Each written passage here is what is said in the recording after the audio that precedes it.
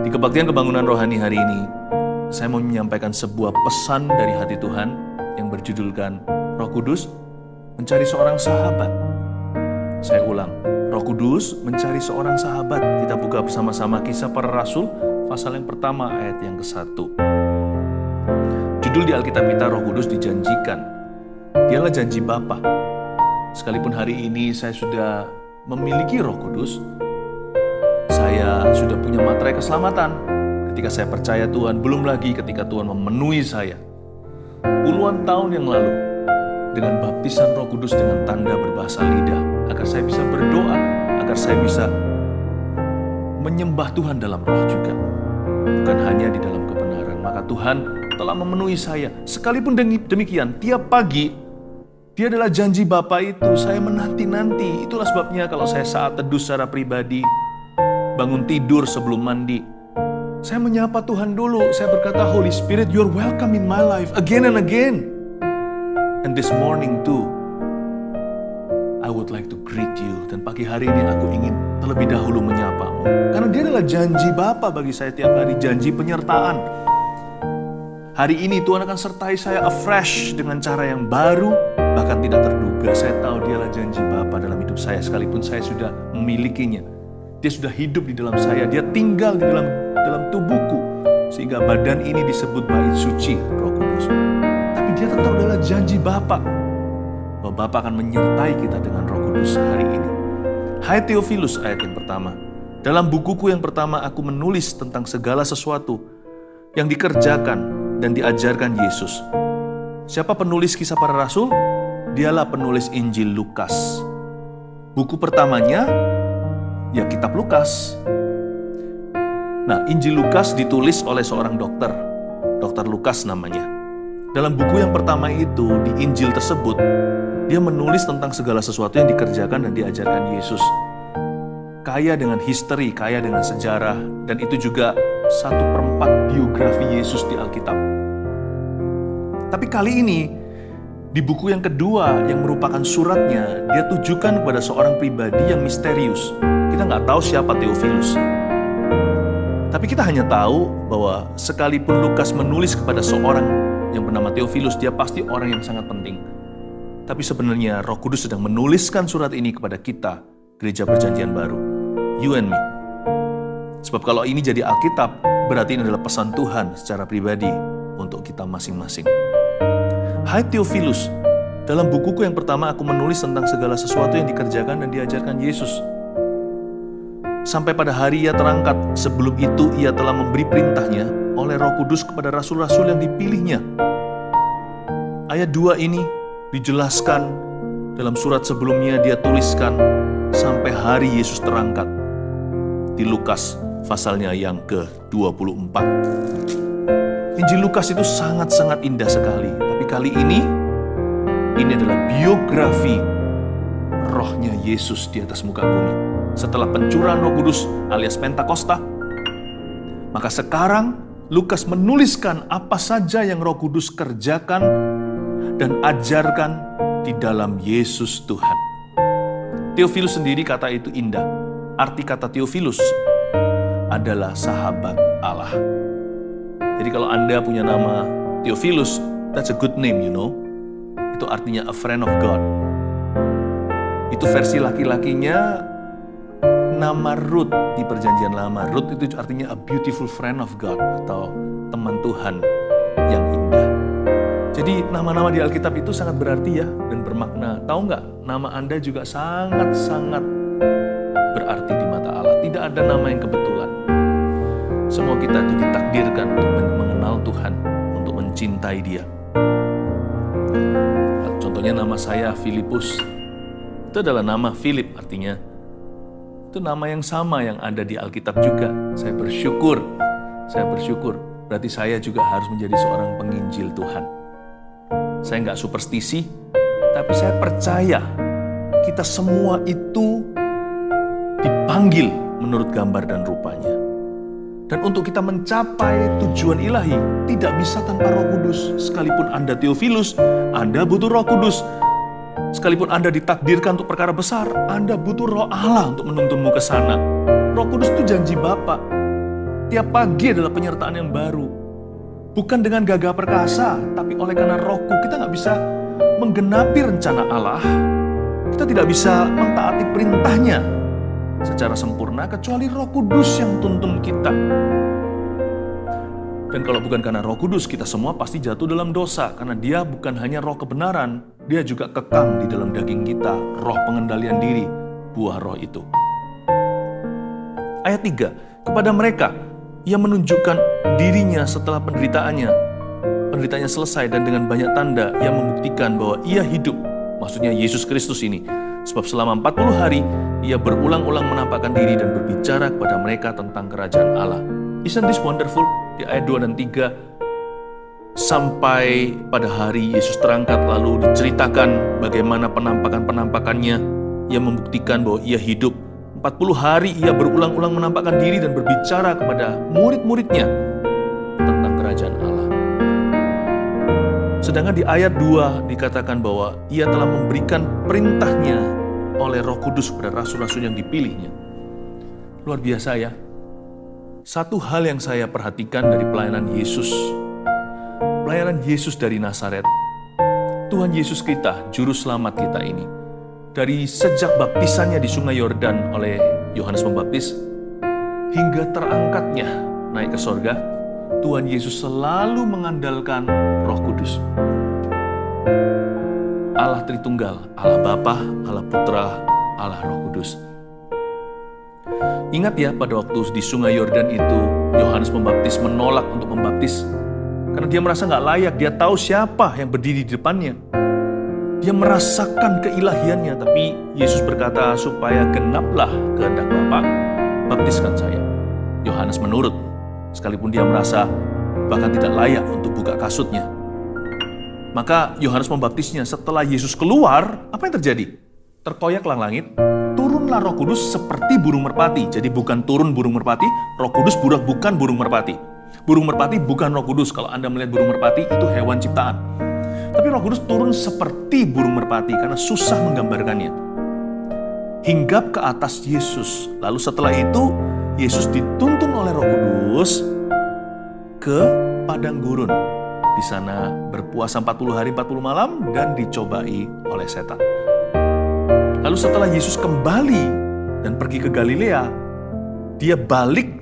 Waktu dia kembali dari padang gurun, dia masuk ke masyarakat lagi, tapi kali ini kembalinya beda, karena Yesus dipenuhi dengan urapan. Roh Allah kepadaku oleh karena ia mengurapi aku, untuk mengabarkan kabar baik kepada orang miskin, untuk mencelikkan orang buta. Ketika Yesus membacakan firman tersebut dari scroll atau dari gulungan kitab, ketika dia berada di ruang pertemuan ibadat orang Yahudi, setelah menutupnya Yesus berkata, sudah genaplah hari ini di depan matamu. Tak lama setelah itu, orang kesetanan dilepaskan, orang yang mati sebelah tangan, orang yang tak kusta ditahirkan, Yesus berjalan, orang buta pun dicelikkan. Lalu Lazarus dibangkitkan.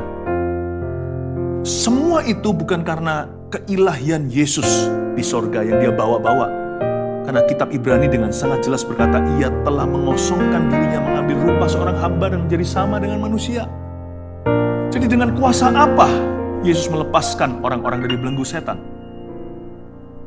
Bukan dengan Beelzebul tentunya, seperti yang dituduhkan oleh ahli Taurat. Engkau mengusir setan dengan kuasa setan. Tapi Yesus berkata, kalau hari ini aku mengusir setan dengan kuasa Roh Kudus, maka ketahuilah kerajaan Allah sudah dekat. With the finger of God, atau dengan jari-jari Bapa. Bayangkan, dari sini kita tahu bahwa Tuhan Yesus itu sangat relied upon the Holy Spirit, upon the anointing of the Holy Spirit. Tuhan Yesus itu sangat bergantung dalam kerendahan hatinya sebagai manusia. Dia bergantung pada Roh Allah, bukan pada keilahiannya yang dia tanggalkan dan mengambil rupa seorang hamba. Kalau Yesus aja anak Allah, seorang yang ilahi, sekalipun dia 100% manusia, tapi dia 100% Allah. Kalau kita hanyalah 100% manusia dan 100% orang berdosa. Apalagi kita kalau Dia aja yang ilahi bergantung sepenuhnya sampai pada hari Ia terangkat. Bukankah kita sepatutnya bergantung sepenuh sampai kita mati? Bergantung pada Roh Kudus, bukan gagah perkasa dan hikmat manusia. Dan Yesus mengadakan banyak sekali tanda, bahkan ketika memberikan perintah kepada rasul-rasul yang dipilihnya. Dia memberikan perintahnya itu oleh Roh Kudus. Bukan main perintah, suruh sini sana, intimidasi, marah-marahin, takut-takutin orang. Enggak. Dia nggak pakai kuasa agamawi seperti ahli Taurat dan orang Farisi. Mereka bisa tahu perbedaannya kalau Yesus berkhotbah. Dia berkhotbah dengan kuasa Roh Kudus. Sehingga orang-orang mencoba mencontoh metodenya juga nggak bisa. Kok lain ya? Efeknya loh berbeda. Jesus preaching had different effects upon his hearers. Sehingga dikatakan orang-orang menyadari bahwa dia menyampaikan firman dengan otoritas, tidak seperti ahli-ahli Taurat mereka. Apa perbedaannya? Perkataan ya perkataan lah ya. A sentence is just a sentence. Bukankah setiap huruf adalah sama? A, B, C, D, E, F, G. Kalau bahasa Indonesianya A, B, C, D, E, F, G. Isn't all alphabet just an alphabet? Bukankah semua alfabet sama saja? Tapi ketika di mulut Yesus berubah menjadi bara api. Karena Roh Kudus sedang bekerja.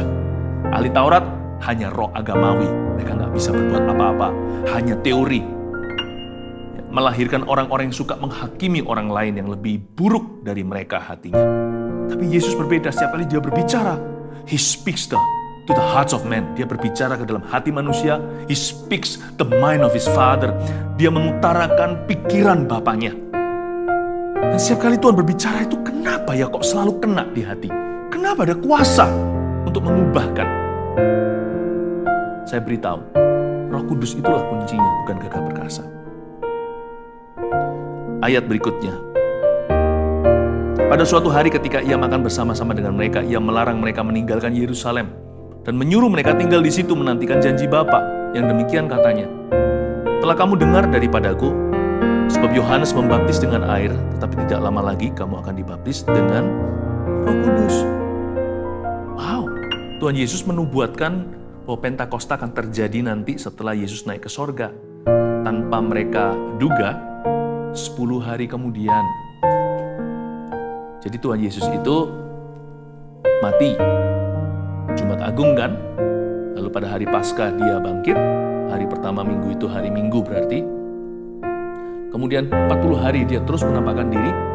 Lalu beserta dengan 500 murid-muridnya, di hadapan mereka semuanya ia terangkat ke sorga, ditutup awan. 10 hari kemudian turunlah pencurahan ketika 120 murid-murid tersebut. Saya nggak tahu 380 yang lainnya mana. Yang melihat dia naik ke surga itu kan 500, tapi 120 saja yang berdoa. Mungkin terlalu pagi, jam 9 itu, atau mereka mulai berdoa dari jam 7. Pokoknya kejadian Pentakosta itu kurang lebih pukul 9 pagi ketika mereka disebut, pagi-pagi begini kok sudah mabuk dengan alkohol. Petrus berkata, bukan mabuk, minuman keras, tapi kami ini penuh dengan Roh Allah yang hidup, penuh dengan sukacita. Nah, ketika mereka mengalami pencurahan Roh Kudus 120 itu di tingkat 2, di loteng atas, disitulah cikal bakal kisah para rasul ini jadi. Yesus berkata dan menubuatkan bahwa Yohanes membaptis kamu dengan air. Aku juga pernah dibaptis sama dia. Tapi gak lama lagi kamu akan dibaptis dengan Roh Kudus. Yesus menubuatkan hari Pentakosta, dan Yesus menubuatkan kebangunan rohani setelah Pentakosta. Long into the future. Dan hingga hari ini 2000 tahun sudah, Pentakosta semakin menyala. Bukan sebagai denominasi gereja untuk diperdebatkan sebuah doktrin kontroversi, bukan. Tapi sebagai kasih karunia. As a grace given to this world. Through the church. Sebagai kasih karunia diberi oleh sorga untuk dunia. Datanglah kerajaanmu, jadilah kehendakmu di bumi seperti di sorga. Turunlah api, 120 lidah-lidah api tersebut di atas murid-murid. Yesus menubuatkan hari kepenuhan. Tidak seperti setan, hari kesurupan. Hari kepenuhan itu kita tetap sadar, kita tetap bisa membuat keputusan secara conscious atau secara sengaja, I still have my willpower intact, karena saya masih punya kehendak bebas. Tapi kita mengizinkan dia bertata sepenuhnya atas kehidupan kita. Sekalipun dia punya segalanya, kita ini berhutang selama-lamanya, tapi kita mengambil keputusan secara sengaja untuk mengikut Kristus. Dan Roh Kudus mengurapi kita, sehingga kita melakukan perkara-perkara yang dalam hidup kita secara manusia tidak mungkin bisa kita lakukan. Roh Kudus itu membawa kita di levelnya Tuhan. Tidak menjadi Tuhan, tapi melakukan pekerjaan-pekerjaan yang Tuhan Yesus lakukan, bahkan lebih daripada itu. Karena Yesus telah pergi kepada Bapa. Roh Kudus tinggal di dunia, memimpin kita sebagai Yesus yang gak kelihatan, tapi berkuasa. Buktinya dia berkuasa, di Kisah Para Rasul ada Ananias dan Safira. Mereka berani main-main memanipulasi gereja. Mereka berani melanggar kekudusan Allah. Yesus ada di gereja itu sekalipun mereka gak melihatnya. Meskipun jemaat memuji, Yesus gak kelihatan ada di mana. Tapi ketika mereka berdusta, ada salah satu yang membuat masalah. 2 orang suami istri itu langsung mati tergeletak. Mereka berkata, Yesus ada di dalam gereja. Jesus is in the house. Indeed. Betul sekali. Roh Kudus itulah Yesus yang gak kelihatan. The invisible Jesus. Dan dia masih bekerja. He's as powerful because he is God. He's the Spirit of Jesus. Dialah rohnya Tuhan. Ayat berikutnya. Maka bertanyalah mereka yang berkumpul di situ, Tuhan, maukah engkau pada masa ini memulihkan kerajaan bagi Israel? Jawabnya, engkau tidak perlu mengetahui masa dan waktu yang ditetapkan Bapa sendiri menurut kuasanya. Tetapi kamu akan menerima kuasa kalau Roh Kudus turun ke atas kamu, dan kamu akan menjadi saksiku di Yerusalem dan di seluruh Yudea dan Samaria dan sampai ke ujung bumi. Ayat 6, 7, 8 ini sesuatu yang spesial sekali. Murid-murid belum not quite at the level where God wanted them to be. Mereka tidak berada di level yang Tuhan inginkan. Mereka pikirannya masih carnal atau duniawi. Mereka berkata, Tuhan, kapan ya kerajaan Israel? Yang mereka maksudkan bukan kerajaan Allah, tapi the state of Israel sebagai negara. Mereka peduli secara politik saja. Kapan politik negeri kami ini bebas Romawi? Nggak lagi dijajah Italia or Italy. Tapi Yesus berkata, jawabnya, engkau tidak perlu mengetahui masa dan waktu. Itu nanti ada orang-orangnya sendiri yang Tuhan akan utus, Tuhan gerakkan. Tetap itu semuanya nanti akan ditetapkan oleh Bapa menurut kuasanya. You see, children, seolah-olah Tuhan berkata, why are your mind always on the worldly things? Kenapa pikiranmu hanya pada perkara-perkara dunia yang sebentar lagi akan berlalu? Tidak peduli siapa jadi. Dia juga nggak sempurna, suatu hari rakyat bisa kecewa.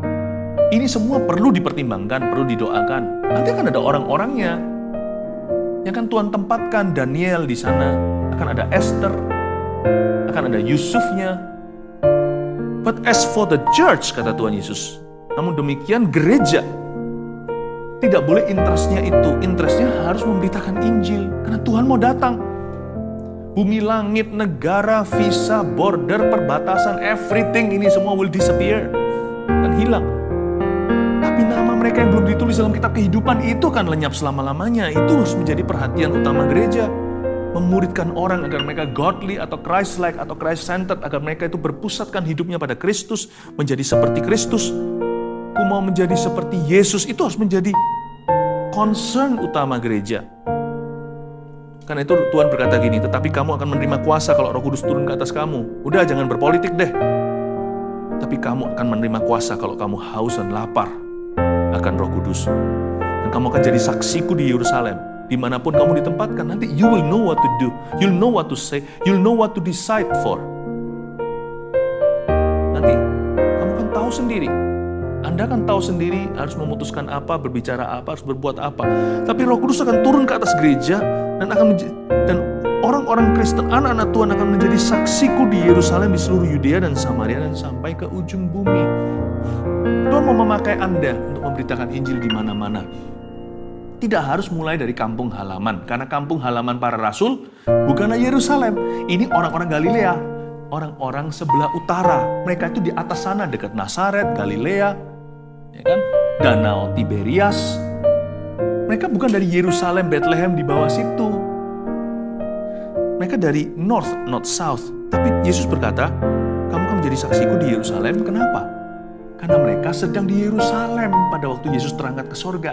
Mereka juga disuruh berdoa di situ sampai dipenuhi oleh Roh Allah dari tempat maha tinggi. Berarti siapa bilang Yerusalem itu selalu artinya begini, aku harus mulai dari my family, aku harus mulai dari sekolahku. Itu iya, maksudnya di mana-mana. Karena Injil itu urgent, karena Injil itu darurat sifatnya, emergency. It must start anywhere where you are. Harus dimulai di mana saja, di mana Anda berada. Gak harus kembali kampung halaman. Aku gak akan memberitakan Injil pada temanku sampai orang tuaku terima Tuhan. No, kalau teman yang sudah buka hati, Injili dia dulu. Saya percaya, Tuhan gak pernah terlambat, orang tuamu akan dimenangkan juga, keluarga kita. Injil itu darurat, jangan tebang pilih, pilih kasih, tunggu dulu, wait and see. Tidak boleh itu. Gak boleh. Karena kamu akan menjadi saksiku di Yerusalem kalau dihinggapi Roh Kudus. Ingat ya, Petrus itu bukan dari Yerusalem. Yesus bahkan juga bukan dari Yerusalem. Yesus mati di Yerusalem, Yesus lahir di Bethlehem, dibesarkan di Nazaret. Nah, sebaliknya juga sama. Paulus itu orang Tarsus yang bertobat di Damaskus. Dia tidak memulainya di Yerusalem. Langsung di Damaskus ketika dia masuk ke situ, ditumpangi tangan sama Ananias, seorang murid yang diutus oleh Yesus. Paulus bisa melihat setelah dia puasa, lalu habis itu kepenuhan Roh Allah, lalu dia di situ mulai berdebat, mulai membela imannya. It can begin anywhere. Yerusalem itu kenapa khusus? Karena mereka berada di situ waktu itu. Dan di seluruh Yudea, mereka tersebar kemana-mana. Nanti Samaria ada Filipus ke sana. Dan sampai ke ujung bumi yang awal-awal diprakarsai oleh Paulus. Membawa Injil sampai ke Turki hingga Italia. Luar biasa. Berarti Anda harus memberitakan Injil di mana-mana kalau Roh Kudus singgah padamu. Karena Roh Kudus itu roh misi. Where the Holy Spirit is there is mission. Jadi nggak boleh, nggak mungkin kita berkata, oh aku penuh Roh Kudus, lalu habis itu kita nggak peduli dengan sesama kita, lalu kita tidak melayani orang lain dan kita tidak juga tergerak untuk memberitakan Injil. Berarti itu adalah berita palsu. Karena Roh Kudus itu roh misi. Nggak bisa tuh. Anda minum racun pasti masuk rumah sakit. Bisa masuk UGD, unit gawat darurat, emergency or ER, atau masuk ICU, intensive care unit. Some don't survive kalau poisonnya itu kuat. Roh Kudus itu kuat. Kalau masuk ke kita, nggak mungkin kita acuh tak acuh, tidak peduli. I don't care about other people. Nggak bisa. You know, the Holy Spirit is beyond speaking in tongues. If you do really speak in tongues, I believe you'll get fired up to preach the gospel to other people. Kalau kita berbicara bahasa lidah, pasti kita semua akan berapi-api untuk memberitakan Injil dan hidup kudus. Ayat 9, sesudah ia mengatakan demikian, terangkatlah ia disaksikan oleh mereka dan awan menutupinya dari pandangan mereka. Ketika mereka sedang menatap ke langit, waktu ia naik itu, tiba-tiba berdirilah dua orang yang berpakaian putih dekat mereka. Siapa ini? Para malaikat. Di kerumunan 500 orang. Dan sebagian besar orang-orang masih melihat ke atas. Wow, begitu. Lalu malaikat itu begini, berkata kepada mereka, ayat 11, dan berkatalah kepada mereka, hai orang-orang Galilea, mengapa kamu berdiri melihat ke langit?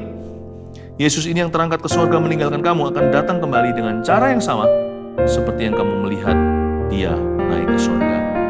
Sebutan hai orang-orang Galilea itu sebenarnya, kalau kita nggak hati-hati, seolah-olah diskriminasi, prejudisme atau rasis. Tapi bukan, karena malaikat Tuhan itu, malaikat surga itu bersih, tanpa dosa atau benci. Tapi mereka diingatkan, kalian tuh orang-orang Galilea. Orang-orang tidak terpelajar, karena yang terpelajar itu di sebelah selatan. Yerusalem itu banyak university zaman dulu. Salah satu yang terkenal, dipimpin oleh Gamaliel, yang pernah jadi gurunya Paulus. Nah, kalau orang-orang di utara itu semuanya, kalau bukan nelayan, ya mereka gembala. Di Nazaret itu banyak domba. Lalu yang di danau Galilea, Tiberias itu banyak pemancing ikan. Mereka orang-orang yang tidak terpelajar, uneducated. Tapi malaikat berkata, hai orang-orang Galilea, you Galileans. You're not only uneducated, you speak with accents. You're not first choices in this world, yet God has chosen you. Hai orang Galilea, bukan hanya kalian itu Anda semua tidak berpendidikan cukup atau tidak mengecap pendidikan yang tinggi. Bahkan beberapa pun illiterate atau buta huruf. Tapi Anda sekalian juga bicara bahasa Ibraninya itu terpatah-patah. Kurang halus. Bahasanya itu broken. Tambah aksen lagi. Saya juga sama. My English is far from the original version. Saya bicara bahasa Inggris itu dengan accent, my Indonesian accent. Saya bisa baca bahasa Chinese juga nggak seberapa. Jadi kita ini orang yang punya keterbatasan, very limited in many ways. Tapi malaikat itu ingatkan mereka, Tuhan telah memilihmu. Hai orang-orang Galilea, Anda punya keterbatasan, bahkan kelemahan. Lebih lemah malahan daripada kuat. Bahasa pun kurang bagus. Kenapa Tuhan tidak memilih ahli Taurat yang banyak berkumpul di selatan sana, orang Farisi, orang Saduki lagi. Orang Saduki itu kaya-kaya. Orang Farisi itu pelajarannya, pendidikannya tinggi-tinggi. Seperti hari ini university. Sudah bukan lagi bachelor degree. Sudah graduate program mereka ikuti. Mereka ini sudah master, sudah PhD. Tetapi Tuhan tidak memilih mereka. Tuhan memilih para nelayan ini. Para petani, peternak juga. Tuhan berkata sama mereka, hai orang Galilea, kamu akan melihat dia datang kembali. Sekarang jangan bengong lihat ke atas. Go! Go into Jerusalem, wait for the Holy Spirit. Masuk ke Yerusalem. Mereka kan ada sedikit di luar kota melihat Yesus naik ke sorga. Di suburb area atau di pinggiran. Mereka suruh masuk lagi ke dalam kota. Menanti-nantikan Roh Kudus. Lalu membawa Injil dari Yerusalem sampai ke ujung dunia. Hai orang-orang Galilea, mengapa kamu berdiri melihat ke langit? Yesus ini akan kembali. You preach the gospel. Luar biasa ya. Do you know that God is choosing Asia now? People who can speak English perfectly. We try hard. Of course, kita semuanya mencoba dan berusaha, tapi bukan mother tongue atau bukan bahasa ibu. Kita juga bukan orang yang bisa berbahasa, bahkan bahasa Chinese kita juga masih jauh dengan mainland Chinese. Yang lidahnya seperti bisa swirling, bisa seperti berputar-putar. Kita bicaranya masih belum tajam dibandingkan dengan mother tongue. Yet God has chosen us. Tuhan memilih orang-orang Asia, Indonesia, Malaysia. Tuhan pilih orang-orang Myanmar, orang India. Tuhan memilih orang-orang Vietnam, Kamboja, anak-anak Tuhan di sana. Tuhan memilih orang Singapura, orang Hong Kong. Tuhan memilih Asia, Tuhan memilih orang Korea.